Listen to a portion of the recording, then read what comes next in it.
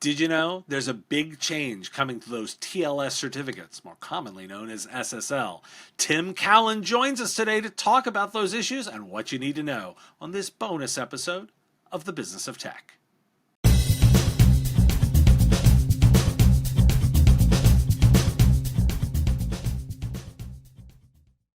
Eureka Process is now a Gazinta company.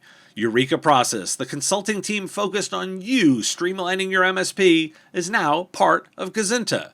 The SaaS company focused on empathy and getting shit done quickly and correctly. What does that mean? First, Gazinta Mobius customers will get even better customer support for their products. The Eureka team will be looking at ways to deliver better customer support and give their thoughts on how to make the products better. It also means that you can come to Gazinta for more of your consulting needs when you want to own a business, not be owned by your business. Process Consulting will give you the freedom you need. Visit gazinta.com/Eureka to learn more. Tim, excited to talk to you today. Really excited to be here, Dave. Now, I understand there's a coming issue with TLS certs that we need to be all thinking about. Now, you want to give me a little bit of a brief about what that issue, what that change is, and what it means? Absolutely. So TLS, commonly referred to as SSL, of course, are the basic certificates that we use to secure our servers that are everywhere, right? They're absolutely ubiquitous. And we're all used to them. We've been using them for a long time. So there was a very important announcement earlier this year. On March 3rd, the Google Chromium root store, which are the people who decide what certificates will be trusted by Chrome and Android, announced on a public page that they maintain that they intend to reduce the lifespan, the maximum term of an SSL certificate, to 90 days. Now, to put things in perspective, Dave, right now the maximum term is 398 days, which basically equates to 13 months, and they want to take it down to 90 days, which is less than a quarter. And this will be very impactful to everybody who uses public certificates. Now, I've deployed these myself. This is often, particularly in smaller organizations, this is a very manual process. It's typically been something. It's not hard, right? You go in there, you do an upload, you pay your money, you get back the new certificate. But when it's only a year, that's that's not. How extensive of a change are you expecting this to be? This is dramatic. So once upon a time, people could buy 5-year certificates, 10-year certificates. You put a certificate on the machine and you leave it there until you retired the machine. That time has been going down over the last few years. So it went down to 3 years, then 2 years, then 1 year. With this change, somewhere along the line, you hit a point where the difficulty of doing things manually becomes very oppressive. And we think that 90 days really is that threshold. Even with the change from 2 years to 1 year, there were a lot of complaints about people who said, this is just too much work, it's too frequent. And once we're doing these things every 90 days, you say it's not hard, and it's not, but what if they're forgotten? What if they're not done on time? And this is error prone. People can make errors. And the trouble, of course, is once these certificates expire, even if you either didn't get them before it expired or you messed it up when you were swapping them out, now things just stop working. Now it's outage time. And so the risk of something bad resulting of this reduction for most businesses has gone up dramatically. Now, what are the approaches, particularly if I'm thinking about this from an IT service provider, right? Mhm. Who's going to be working with a number of their customers and all different needs? What are the ways you can think about approaching this from a more automated Yeah, perspective? it's got to be automated. I mean, I'm glad you used the word automation. We've got to look at automation solutions. And there are a few options available in that regard. And one of them is there's a protocol called ACME, ACME, Automated Certificate Management Environment. And ACME is not ubiquitous, but it is far and away the most commonly supported API. And the number of applications and platforms and operating systems that supports Acme is large and is growing all the time. So one solution is you could build in an automated solution around Acme. And that can go a long way. Another solution to consider is you think of what the category people call certificate lifecycle management, or CLM. And what CLM does is it is a bespoke designed application. Could be on premise, but most of the time it's SaaS, which is really a better way to do this, that you can use, which will go, it'll see your certificates, it'll know what they are, it'll give you management and support reports and visibility, automatic renewal, automatic installation if something like Acme is in place.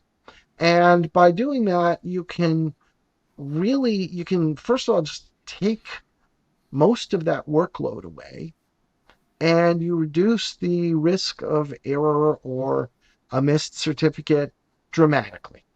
And so we really recommend that people look into a CLM solution as a possibility, and they look into an automated solution, especially Acme.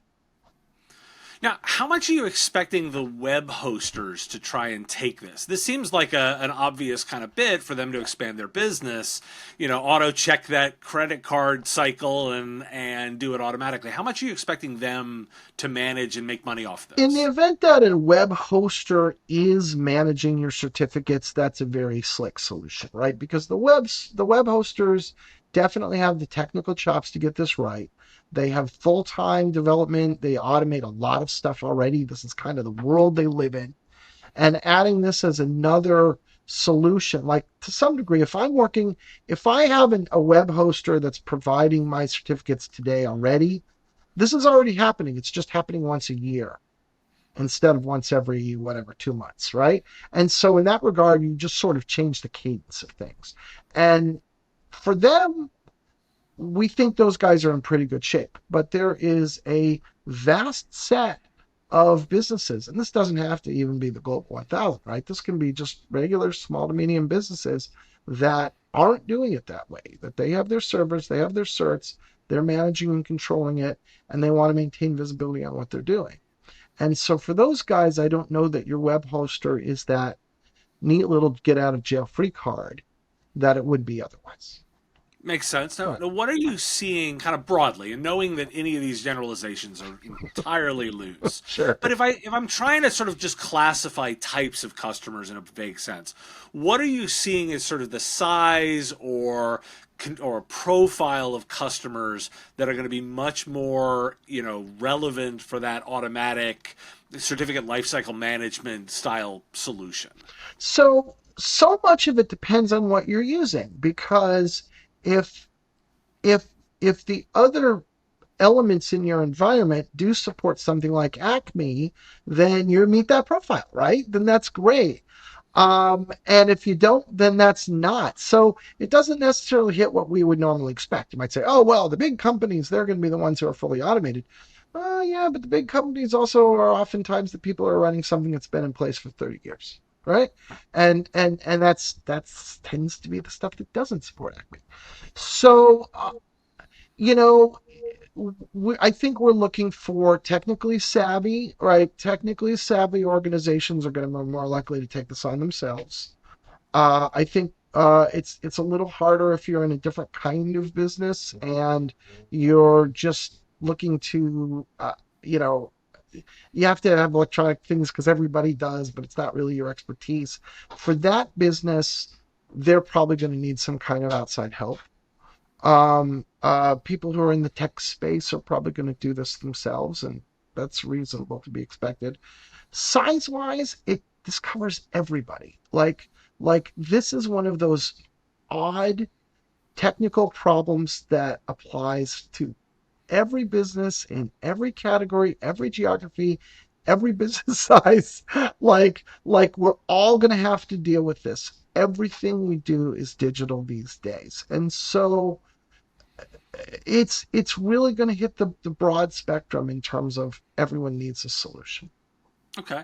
Now, for those of us that are trying to put this into some kind of context, help me understand the relationship between kind of this certificate management piece and the larger idea of digital identity management. Like, how does it fit into that context? Sure. So identity is a bigger idea, right? Identity is Right. how do you know that a digital actor is really that digital actor? And it could be all kinds of things. It could be a server, it could be me logging in, it could be a task, it could be a container in a containerized environment. Any one of those things needs to be identified because if it's not identified, that could be something doing something bad, right? And Right. so digital identity applies at that very kind of high level. Now, if you break down to how is that done from a computer science perspective, it's done using certificates and certificates encapsulate public private key pairs. And there's a whole conversation that we don't have time to get into on that, right? But at the end of the day, these are just the pragmatic little things. They're little files. These files exist on servers or machines or phones or whatever somewhere, and they cryptographically ensure that the device or the actor really is, or the process really is what they say. And without them, everything falls apart. And the trouble with certificates is every certificate expires. They all do. And they all are everywhere. And if we're depending on these certificates to exist, then when they expire, everything stops working. That's the point. And Gotcha. so that's how we get in trouble. Gotcha.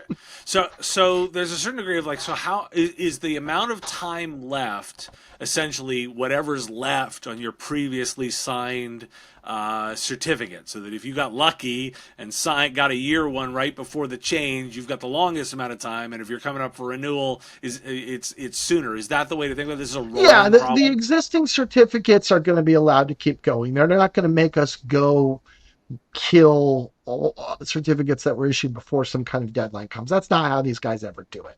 But somewhere along the line, they're going to roll in and they're going to say, now the maximum term used to be this. Oops.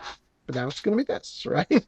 And then Right. we all just have to fit into what that means in terms of, how we operate. So some time will come and time to renew will come and I won't be able to get a 398 day cert anymore. I'll get a 90-day cert and that'll be what I get to live with. And by that time frame, if that's not automated, that's when I start to, my risk factor goes up. Gotcha. So if you're an IT organization, particularly a services one that's serving a diverse group of customers, give me sort of like the top one or two things that you think they should be looking for if they want to embrace automation. Like, what are the criteria for a solution that they should make sure are priorities for them? So automated discovery is a huge one, right? Because we've talked about, well, these certificates expire and these cause you a problem. One of the things that we see is lots of organizations they don't even know all the certificates that they're using. There's a concept we call rogue certificates. Someone goes and gets certificates and puts them in a system, and you don't even know they're there, right? So automated discovery is a big one. And then visibility, you want to be able to see everything you have, and then automated deployment, renewal and deployment. So ideally, I'm going to run through my environment. I'm going to say, okay, here's a report with my certificates. Here's when they're expiring. Automatically renew these. Click, click, click, click, click. And then I'll provision a new one. And if you're lucky, it will even deploy it for you. Gotcha. Well, Tim, Yeah. you've given us a lot to work on, so I appreciate the insights. If people are looking to learn more and keep track of some of these kinds of issues, what's a great resource for them to look at? So I actually am the co-host of a podcast that's focused on PKI, digital identity, and digital certificates. It's called Root Causes. That's a pun.